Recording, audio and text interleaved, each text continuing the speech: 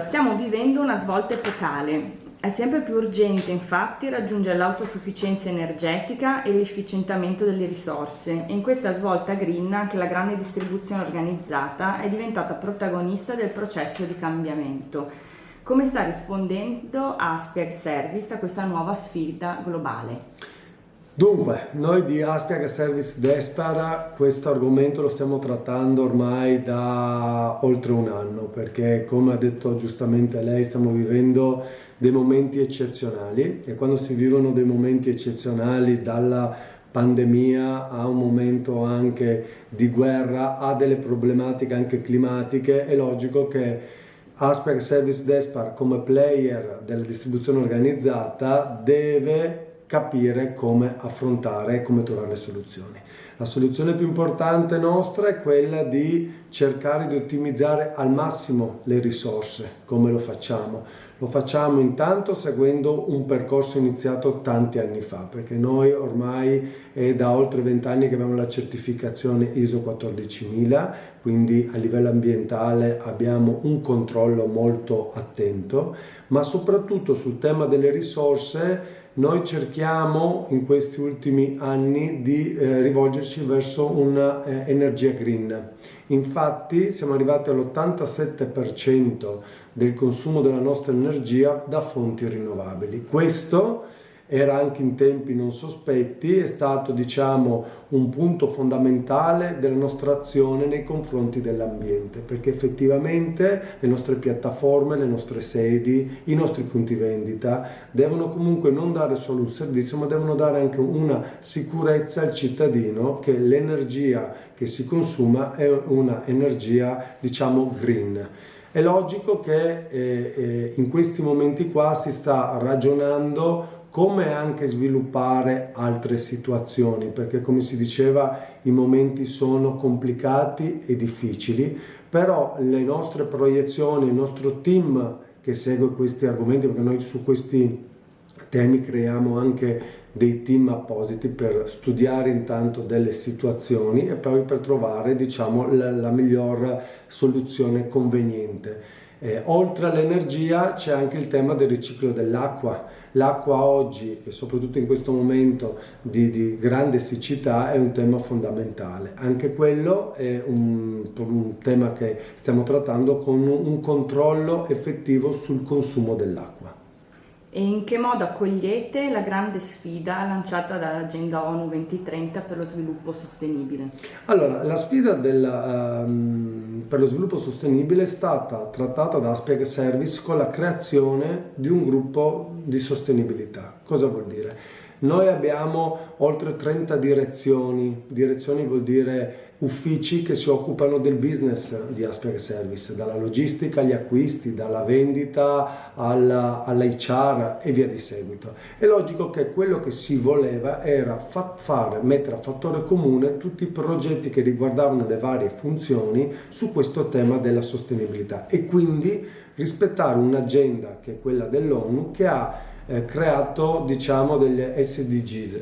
Su questi noi come azienda ne abbiamo scelti 7. Su questi 7 abbiamo cercato di approfondire quali sono i progetti che abbiamo attivato nel corso degli anni, ma soprattutto di mettere a fattore comune le varie direzioni su progetti macro, tipo la formazione, tipo le filiere corte produttive, tipo lo sviluppo di nuovi format dei punti vendita, perché vede, quando parliamo anche di uno sviluppo di punto vendita non è solo la direzione degli appalti che deve ragionare su questo, ma sono anche gli acquisti, perché devono capire che tipologia di prodotti poter mettere dentro. Sto parlando soprattutto dei freschi freschissimi, quindi dell'ortofrutta.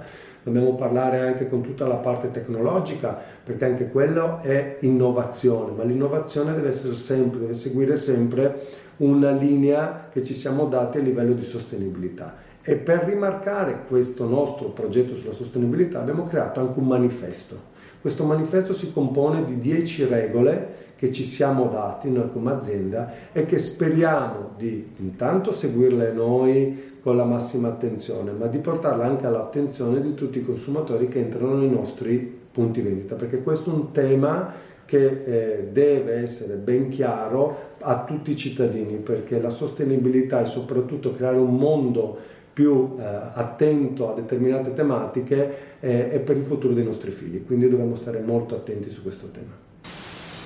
E ridurre l'impatto ambientale anche attraverso la scelta di prodotti sostenibili. Noi come Aspegar Service abbiamo creato valore aggiunto proprio alle filiere produttive. Abbiamo degli esempi che abbiamo fatto negli ultimi 2 anni, dove oltre che a immettere dei prodotti negli scaffali con degli imballaggi sostenibili, abbiamo creato un rapporto diretto con le regioni, nel senso che abbiamo cercato di fare degli accordi di filiera dove ogni regione, nel Veneto con l'Endo Venice, in Trentino con I Love Trentino e in Friuli Venezia Giulia con Io Sono FVG, abbiamo cercato di mettere a fattor comune le produzioni di specialità alimentari tramite il settore primario, quindi tramite l'agricoltura, e le abbiamo cercate di portare direttamente all'attenzione dei nostri clienti. Questo cosa ci permette? Ci permette di affiancare alla nostra linea di sapori del territorio anche tutte delle produzioni certificate, quindi stiamo parlando di prodotti IGP, DOCG, DOP, che hanno delle caratteristiche particolari per quanto riguarda la produzione, ma che soprattutto possono avere questo brand da parte della regione come prodotti di specialità e che hanno la possibilità di avere la caratteristica di produzioni 100% regionali. Ultima questione, appunto le politiche dei punti vostri vendita, come state sviluppando l'apertura di nuovi punti vendita nella zona di vostro sviluppo? Beh, noi le racconto, le dico la verità, è da 60 anni che siamo qua in Italia, abbiamo festeggiato l'anno scorso il 60esimo. Le dico che fin dall'inizio l'attenzione al territorio è stata veramente la nostra principale importanza. Perché? Perché siamo partiti dalle vallate dell'Alto Adige, quindi l'interesse nostro era quello di dare un servizio a delle comunità.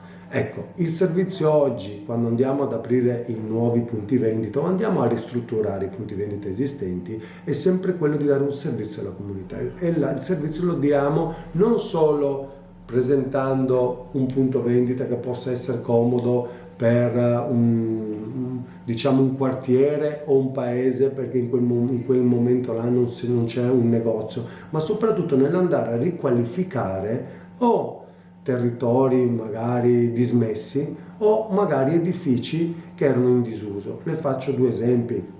Noi su Padova abbiamo fatto un'operazione importante a Ponte Vigo d'Arzere, dove c'era un'industria dismessa. Abbiamo dovuto fare un'opera di bonifica e di riqualificazione importante per creare dopo un punto vendita Interspar. Questo è stato fatto. È venuto fuori un ottimo risultato perché il punto vendita è molto bello, però quello che ci è stato riconosciuto dal territorio, quindi dagli abitanti di quel quartiere, è un ringraziamento perché abbiamo sistemato una zona, ahimè, che aveva un impatto ambientale abbastanza pesante.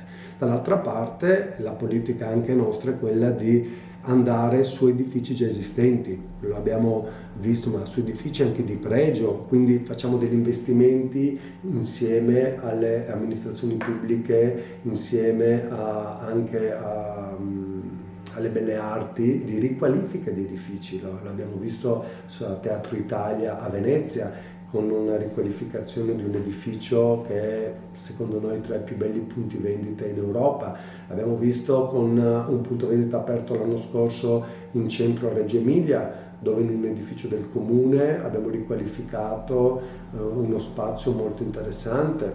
In centro a Trieste, in Piazza Unità d'Italia, ne abbiamo un altro.